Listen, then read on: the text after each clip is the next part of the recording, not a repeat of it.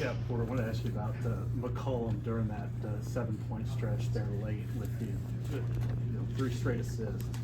How important was that, and just how big is that, being able to be effective and not, without scoring? You know what? He made great decisions. You got to give yourself up sometimes. They were really heating him up, and he made some great decisions. He went to that little action, and he did Sam was rolling, and then Javian made some really good plays out of that. I thought one of the keys was, first of all, I think Iowa State's one of the best teams in the country. I mean, they're so hard to score against. They're so physical, and they do it in a basketball fundamental way. The way they switch, the way they hedge, the way they guard you the ball. It's just so fundamentally physical, and I thought for us, being down 1 with 4 minutes left, the resolve our guys had to stay with it and to get some scores and stops in the last 4 minutes, because a lot of these games are going to be exactly like this down these last 4. We'll go Cliff, then Bob. Yeah, you held Lipsy to season low, 4 points, 1 for 10 shooting.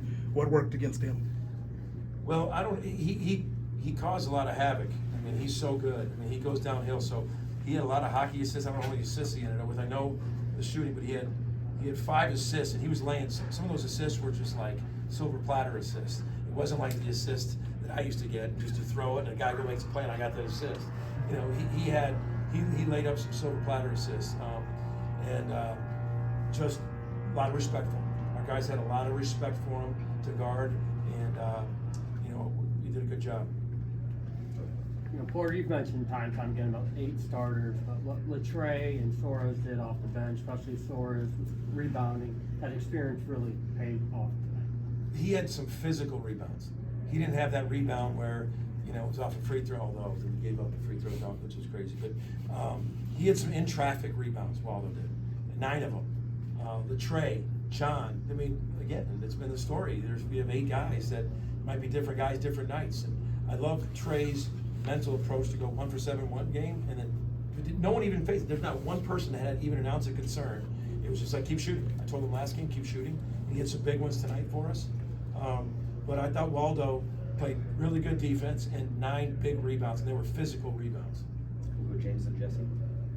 Porter, it seemed like so many times that Milos and Javian had to dribble through trash and then make the pass, and they did it so well and got you a nugget. How difficult, it's so hard for those guys to do it.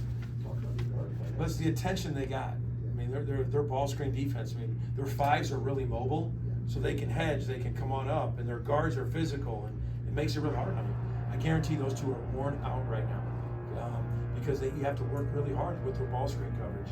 And I felt that those guys did a good job. They each had 5 assists again, and both of them made huge plays to help us win.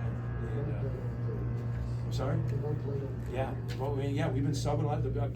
And even there was times where I was like, I'd take him out at like the 8:40 mark and say, hey, you got to the media. I'd sit him to the media, so I was trying to get him a minute here, a minute there. But they're so valuable, especially against a defense like Iowa State, which there's not a lot there. There's not a lot there. You need 2 primary ball handlers against Iowa State a lot. Porter, you mentioned him earlier, but Sam Godwin, I mean, 11.6 rebounds. Seems like he's making plays on both ends of the floor. Had a couple of key layups late. Just what is he developing into really on both ends of the floor? So he's, I told him he was. So I'm trying to look how many minutes. 21 minutes. I got to get Sam. He's got to get, because he had 10.6 rebounds, in 21 minutes, like a little half of the game.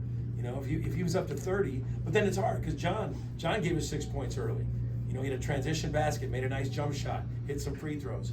So, Sam just gives you energy too, like the offensive rebound putbacks, the extra possessions. He can block a shot, protect the rim.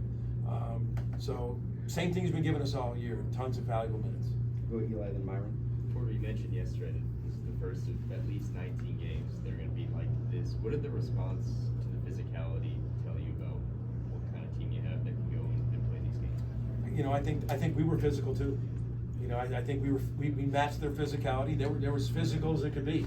I thought it was a really physical game, and that's what we're going to see. And then for them to have that resolve in that last 4 minutes to get some stops and get a little separation.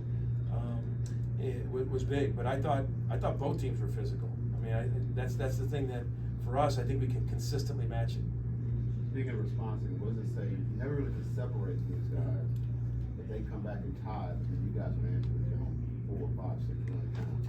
Get that separation again. I think there was never huge runs, but like both teams were answering it. Like for instance, they came out of half and tied it, and I was close to calling a timeout, then I did, and we got it right back to 5 again.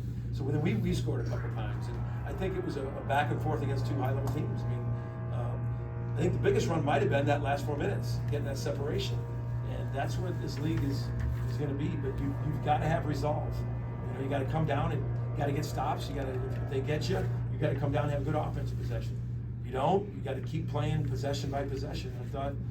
I thought both teams had a good resolve. They kept on answering the bell. I mean, gosh, Milan hit that. I think that 3 was him. Jones hit one off an offensive rebound. So I thought they were answering the bell as well. Go Ryan Chapman, then Pop. Back to Javian, we've seen a couple times this year. I feel like the Arkansas game is a great example of him like thinking through the game. It feels like he figures out the defense as the game goes on. They kind of manifested those assists. Like, what is about his mental game that you've seen him allow to? Well, the one that I really liked was the one where he was getting heated up in the ball screen. He kind of, Los does this a lot. Los did it last game. He kind of looks you off and he finds Sam late. And I thought Javian did that. He found Sam late on that thing. And that's a not getting too sped up play. And that's what Iowa State does. They speed you up because they're so physical. They're so coming at you. Sometimes you get sped up. And I thought he didn't get sped up down the stretch. With Otega, do you feel like those back-to-back fouls there, like, kind of took him out of rhythm, and just what does it say about him to, even though he wasn't really involved offensively, to hit those free throws down the stretch? I told him. I mean, he hit. I went right at him, made a real quick hitter play that he got fouled on in that timeout. When I called the timeout, I went right at Otega because I wanted him to get some confidence, get it going, and he got fouled, and then he has that ability to draw fouls, but. You know, you got 2 quick ones, and that I told him, I'm playing in the first half. I kept on playing him, and I was only about a minute here, a minute there, but I wanted him to know that I wanted him to be there for the second half, and I thought he did some good defensive things second half, but you know, he did. He stepped up, made some big free throws. Go Josh, then Gracie. Yeah, Porter, I want to ask you about the crowd impact that you felt late in this game, especially. It was pretty full in there. I just said on Toby Rhodes' radio, he said, first things first, what about the finish? I said, first things first, anybody who's leaving this arena, listening on the radio, thank you. I mean, the people that were here were loud. You could tell the last 4 minutes was a little bit different than we've had in here, you know.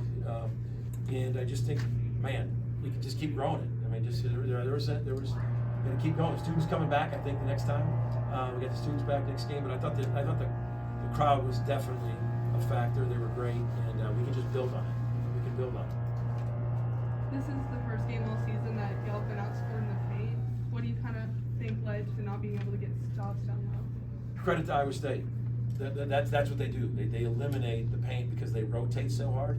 It's a crazy stat. Look it up. The last 2 years, this year and last year, out of all the games, only one team has made 20 2-point field goals against Iowa State. That was Texas A&M this year. That's a crazy stat. Every 30-some games last year and the games this year, only one team, not one Big 12 team, scored 20 2-point field goals last year against them. That's what they do. They rotate, they make it hard. You got to make some shots. We hit 10 threes today. I thought we made the extra pass on a lot of those threes. We spaced it, one more 3. And that's what you got to do because they rotate so hard. They very rarely let you get to that rim. Okay. Any additional questions for Coach? Cliff? Yeah, last one.